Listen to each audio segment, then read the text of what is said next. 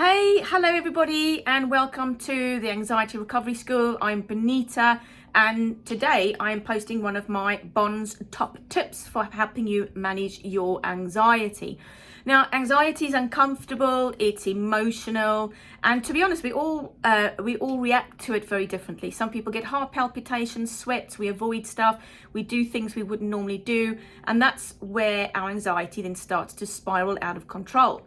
Now, when we try and avoid stuff, it actually makes us feel really uncomfortable. So for example, when I've got clients who come and work with me because they've got a fear of motorway driving, for years perhaps they've avoided motorways and they've driven on our A roads or country roads, and they just can't bring themselves to get back on the motorway.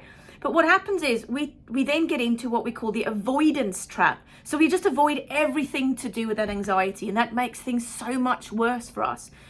We actually end up spending so much time avoiding the stuff that we're anxious of that we then start to create an even bigger problem.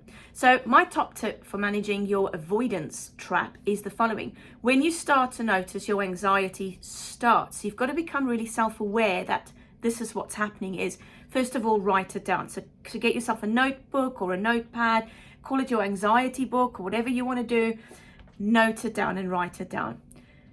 And second of all, you need to sit down, you need to face it, and you need to read it back to yourself. So you almost need to say, well, is it really real? And that's a really good way of facing it, but not with a fear response. Now, the more you read it back to yourself, that is a very left brain activity, it helps the right brain, which is the emotional brain or the reptilian brain, go, hang on, like, why am I reacting like this?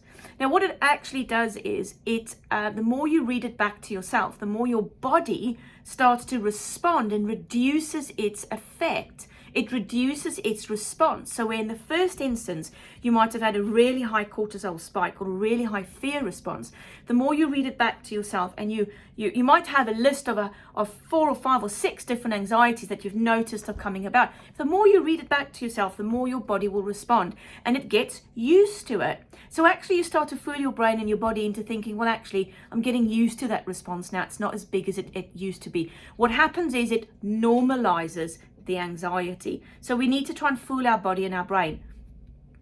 What also happens is that there's that acceptance that comes on board. So we use this technique to actually dilute the anxiety over and over and over and over. So it's like diluting a drink. So when you pour that orange squash, the more water you pour in it, the more dilutes. That's what we need to do with your anxiety. Furthermore, if this works for you, don't forget, use your Worry Monster, download the free booklet that you'll find in several posts in the group. Download the booklet, sign up for the emails, and then you can stay in touch. So enjoy, I hope you enjoy my top tip for today, the avoidance trap, and I'll speak to you soon. Bye.